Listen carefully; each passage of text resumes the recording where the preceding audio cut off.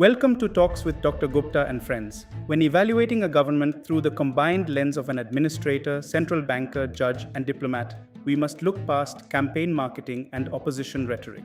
Real statecraft is judged strictly on state capacity, fiscal discipline, constitutional propriety, and geopolitical results.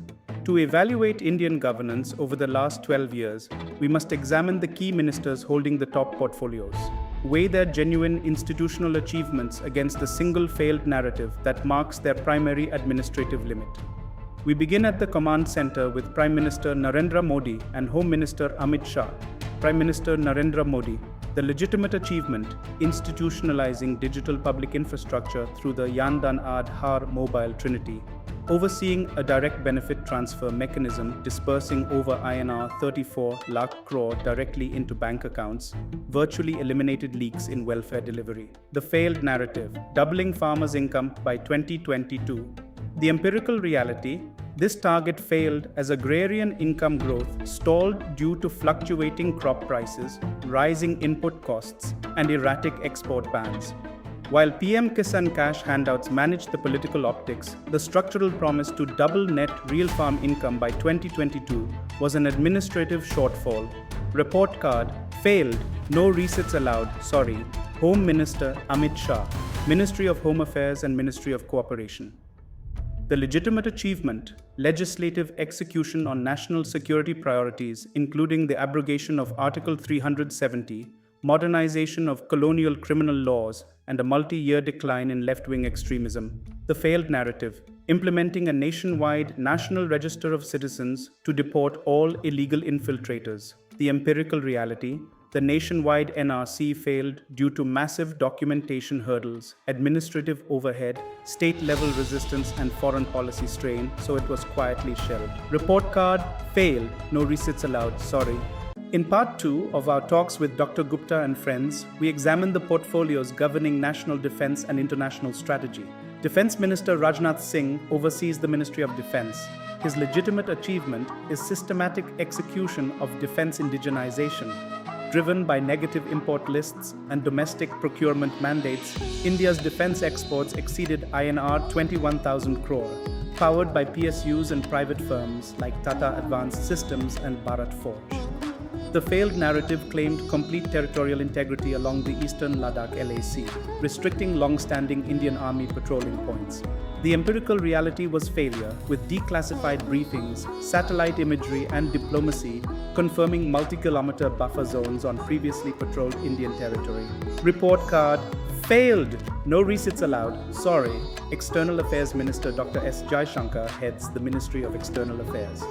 His legitimate achievement was pragmatic multi-alignment, navigating Western pressure during global conflicts.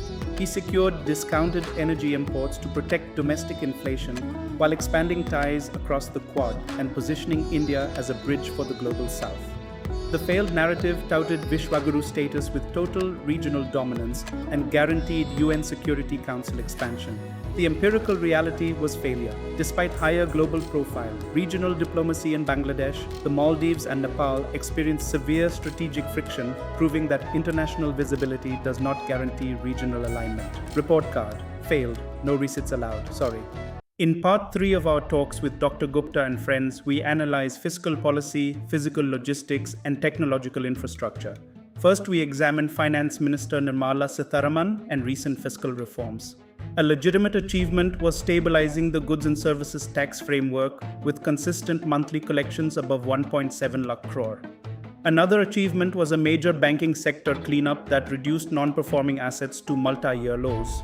The failed narrative claimed demonetization completely eradicated black money and counterfeit currency from the economy. The empirical reality was that this claim failed according to Reserve Bank of India data, with 99.3% of confiscated currency returning to the system. This policy severely disrupted informal labor markets without eliminating existing black money stockpiles. Report card, failed, no resits allowed, Sorry. Next, we look at road transport and highways minister Nitin Gadkari and highway expansion efforts. A legitimate achievement was expanding the national highway network past 145,000 kilometers and implementing full FASTag electronic tolling. A failed narrative promised 100% barrier-free satellite GPS tolling and 100-year zero-maintenance highway guarantees. The empirical reality was that technical hurdles delayed satellite tolling, while monsoon damage and structural cracks on newly constructed expressways exposed gaps between PR timelines and engineering durability. Report card: failed. No resits allowed. Sorry. Now we turn to Minister for Railways IT and Electronics, Ashwini Vaishnaw, and railway modernization. A legitimate achievement was launching the India Semiconductor Mission and achieving over 95% electrification of broad gauge rail corridors. Another achievement was expanding domestic electronics manufacturing, including notable smartphone projects, such as Apple iPhone assembly. A failed narrative promised the Mumbai-Ahmedabad bullet train operational by 2022 and full Kavach automatic train protection network coverage. The empirical reality was that land acquisition and technical delays pushed the bullet train timeline years past its deadline, and Kavach remains on only a small fraction of the rail network. Report card: failed. No resits allowed. Sorry. The final verdict in our talks with Dr. Gupta and friends on political marketing versus economic reality. The narrative shortfalls across these portfolios do not mean the government has accomplished nothing. India's highways, digital public goods, tax collection systems, and defense exports are real institutional assets. However, they reveal a clear systemic weakness. The administration repeatedly substitutes hyperbolic campaign marketing for structural execution. To achieve Viksit Bharat by 2047, India needs a per capita gross national income exceeding $18,000 to $20,000 to achieve developed status from roughly $2,800 today. That requires a real GDP growth rate of 8.0% every single year without interruption for the next 2 decades. Under the status quo, will India achieve this? Empirically, no, it is a mathematical impossibility. While India will comfortably reach upper middle income status, $6,000 to $8,000 per capita, it risks hitting the middle income trap due to 4 unaddressed structural barriers. First, manufacturing remains stuck at 13 to 14% of GDP rather than the targeted 25%. Second, stagnant real rural wages have forced households to draw down savings to sustain basic consumption. Third, corporate investment remains sluggish, leaving state capital expenditure to carry the burden via public debt.